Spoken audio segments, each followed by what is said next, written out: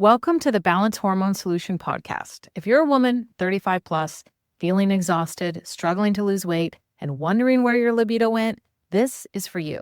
I am Tracy Aaron, a functional medicine practitioner who helps women balance their hormones naturally without prescriptions, guesswork, or trendy nonsense. Because here's the truth. Your symptoms aren't random. They're signals. And if you know how to listen, you can fix the root cause and start feeling like yourself again. If you're ready for real solutions, let's get to it.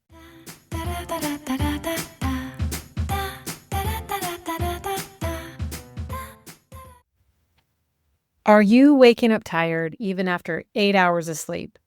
Or maybe you have an Oura Ring and you wake up and you check it, wondering why your deep sleep score is still in the toilet.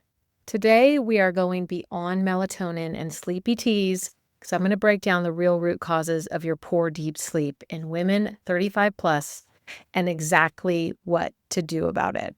So I am your host, Tracy Aaron, a registered nurse, integrative health practitioner, and your go-to guide for decoding your hormones and rebuilding energy without the guesswork.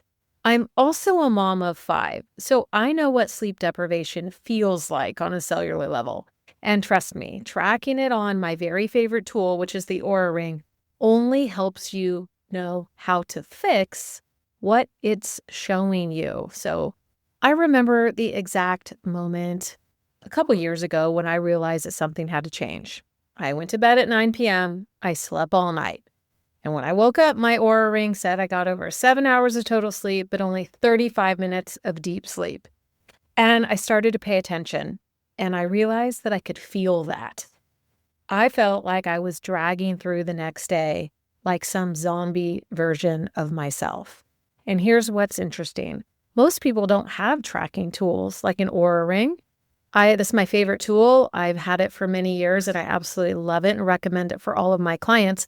But you wake up the next morning, you're like, oh, great, I slept 7 hours, I slept 8 hours, and you wonder why you're still tired, right? So the Oura Ring is my favorite tool because it helps break down my sleep and I see how much of that overall 7 to 8 hours was light versus REM versus deep, right?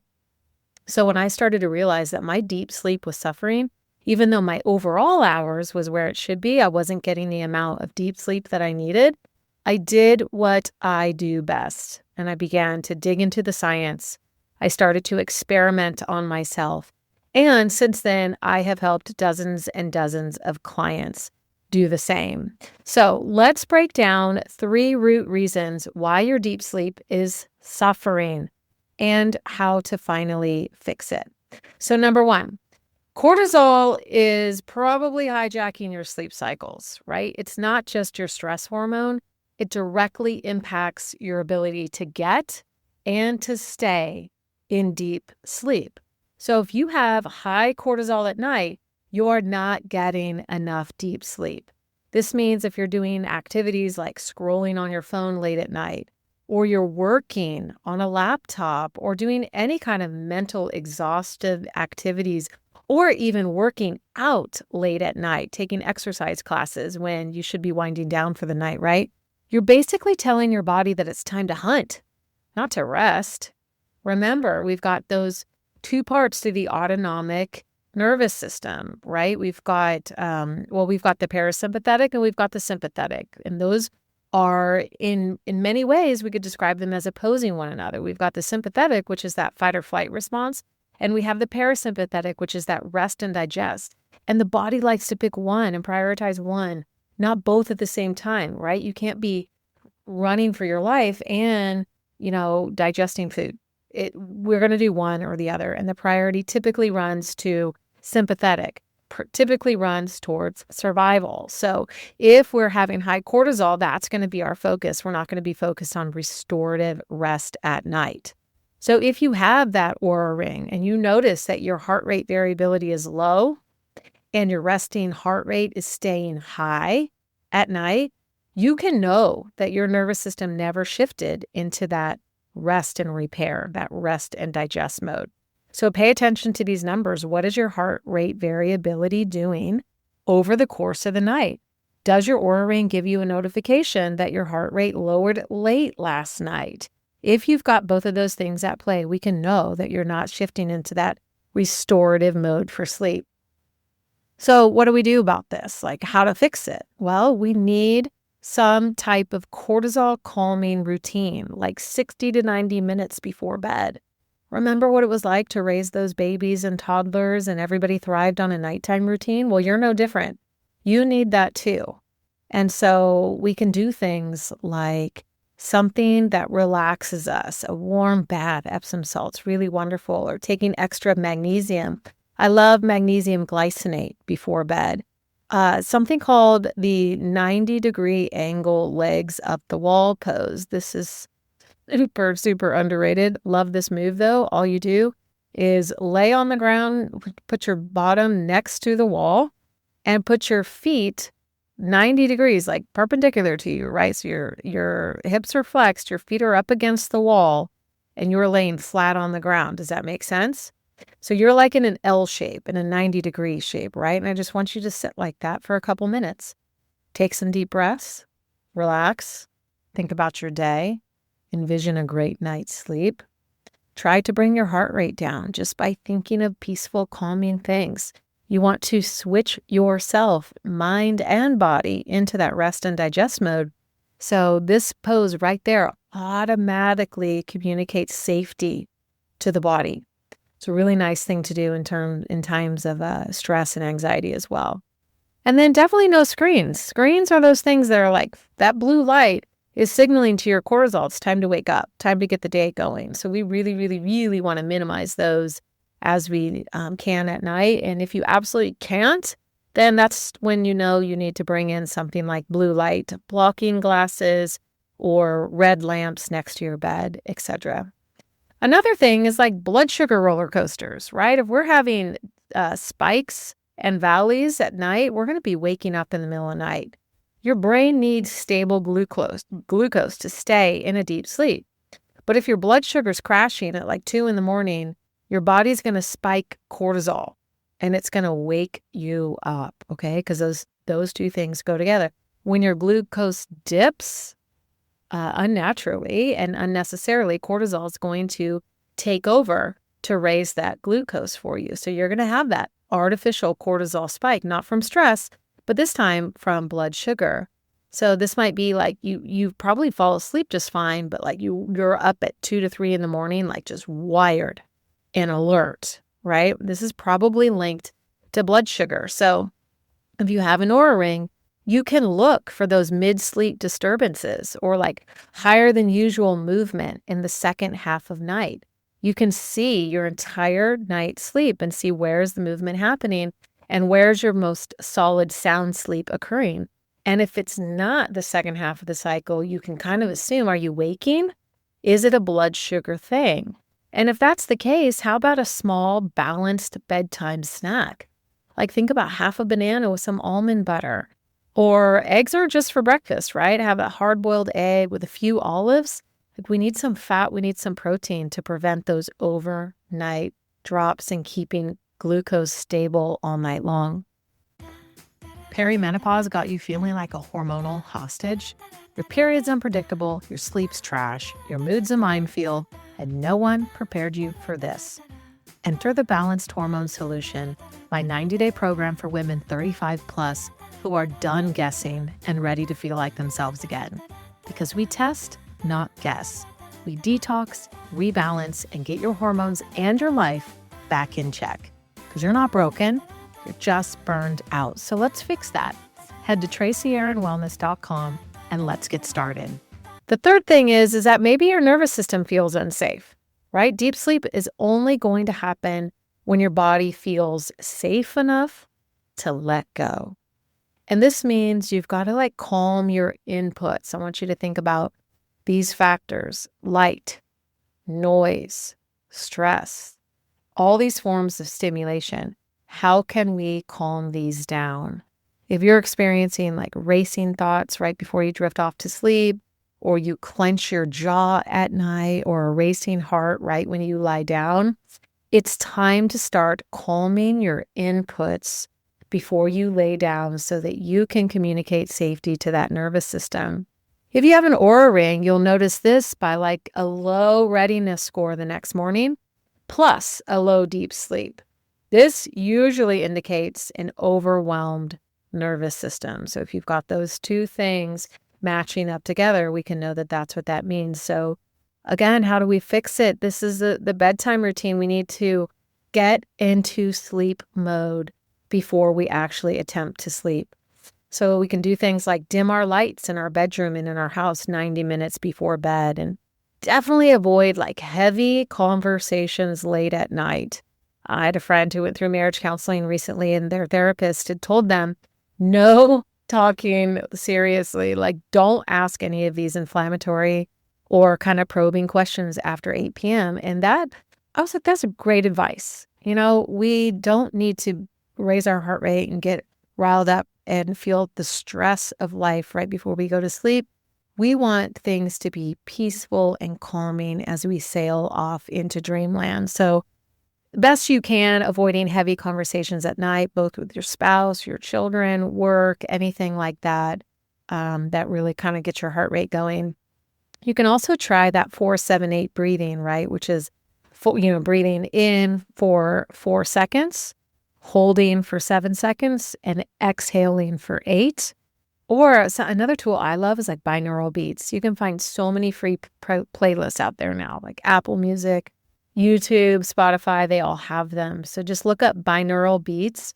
You can choose them for different phases of your day, like deep sleep or concentration or energizing, etc.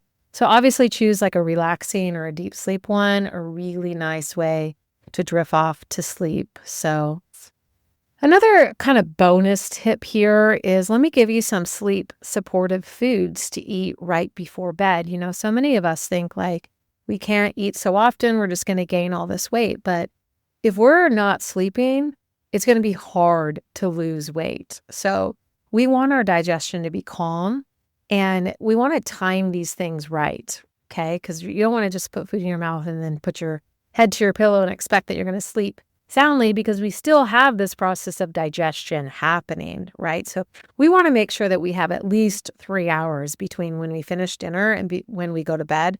That's why I recommend is any woman in my program, especially perimenopausal woman, if you're trying to lose weight, like let's not eat after 6 p.m. If you need a bedtime snack, I understand, but you want to keep that maybe 45 minutes to an hour before your normal bedtime. And a couple ideas here would be like tart cherries. Those are really good natural sources of melatonin.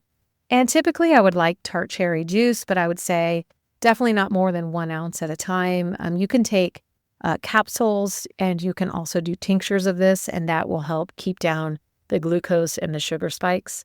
A kiwi, like half a kiwi or a kiwi right before bed, is linked to improve sleep latency and deep sleep. So if you have a hard time falling asleep, half a kiwi or a kiwi can help with that, and it can help with improving the length of deep sleep as well. Pumpkin seeds are amazing because they're really high in magnesium and that tryptophan. Also, calming teas like chamomile or something with that medicinal mushroom reishi in it. They're very calming on the body, but they don't give you that like drowsy side effect, something like a Benadryl would do, right? And one thing I absolutely don't leave home without is my doTERRA Serenity oil. I absolutely love Serenity oil.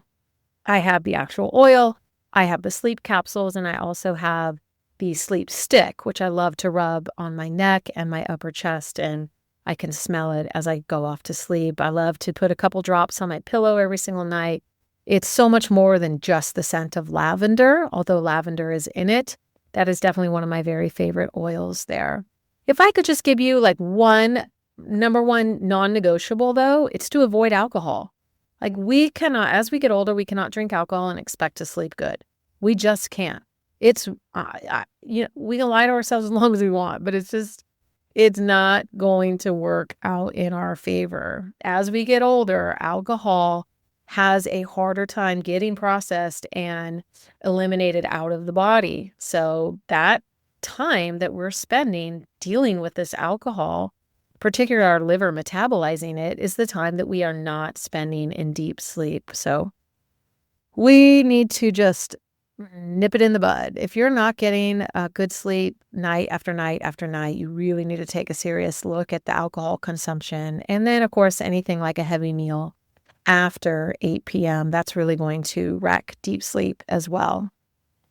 So let me give you some quick wins, like some action steps that you can do today. I don't want you to think that balancing your hormones is just, it's for the birds, or it's like just for the people in the white coats, right? We have the power to take health into our own hands and to give ourselves the best possible chances at living life optimally. So in my view, giving you some quick wins, like some action steps, things that you can do today, is one of the easiest and fastest ways that I can help you. So tonight, I want you to create a deep sleep wind down routine. And here's some pillars, like 3 pillars that you can use tonight. Number 1 is a 30-second nervous system reset, where you're going to do that 4-7-8 breathing for 30 seconds. Set a timer on your phone if you need to, use a kitchen timer, whatever you have. Inhale for 4 seconds, hold for 7, exhale for 8. That's the breathing pattern that I want you to do. Number 2 is calm that cortisol. Magnesium, at least 2 caps at night. You can take up to 4 or 5. Magnesium glycinate is going to work on your bowels, but it's not a direct action on your bowels, so don't worry. You will know if you've had too much because you have loose stool the next day, but it's nothing like magnesium citrate, okay? Some people can just take 1 magnesium citrate and they empty their bowels, and it's not the case with magnesium glycinate. There are different forms, and I like magnesium glycinate for sleep before bed. Attempt blue light blocking glasses. Like, you don't have to spend a fortune in order to get them. Now, I personally love my raw optics. I think that you'll get a better result if you do invest in blue light blockers that have been proven through studies to actually block blue light. However, you can get cheapies on Amazon as well. The point is that we just reduce the amount of blue light coming into our vision. And that goes right into our pineal gland, which directly affects the amount of melatonin we're producing at night. So we have to pay attention to that. And then number 3, the thing that you're going to do tonight is do that balanced snack, like have half a banana with a little bit of nut butter, or a very small amount, like 2 tablespoons of pumpkin seeds. Just toss those back before bed and see if you can fall asleep soundly. Okay. If you have an Oura Ring, track your deep sleep. I want to know, like, watch what happens if you put in some of these tips here. Like, I want to know how you can increase that deep sleep and get your numbers back where they need to go. Because remember, it's not just about the overall hour, right? That's the same thing as saying all we care about is the amount of hormone in your bloodstream. No, we need to know not just how much, we need to know how your body is utilizing these hormones and how your body's getting rid of hormones that are already being produced. So same thing, it's not just the amount of hours that you sleep per night, it's the quality, okay? So just know that your deep sleep isn't gone. It's just waiting for the right signals. This is like the rest of your body because you're not broken. You are just hormonally misunderstood right now. And the good news is that your body is built to heal when you give it the right rhythm, the right support, and a little bit of nighttime TLC, okay? So put into practice some of these tips and send me a message on Instagram or use my email. I'd love to hear how they have helped you. A good night's sleep is just one day away. And here's the thing, I tell all my clients this, the best night's sleep starts the minute you wake up. So don't underestimate how you spend the first 15 to 30 minutes of your day in improving your deep sleep at night, okay? Last tip just came into my mind. I can't even leave a podcast here on improving deep sleep without mentioning this, but the best and highest deep sleep I ever record is after a fast. So if you really can't get your deep sleep numbers up, try a 24-hour water fast. Tell me how that goes. I'm almost ready to guarantee you that your deep sleep is going to improve just with that, okay? So, all right, take care, and I will see you in the next episode.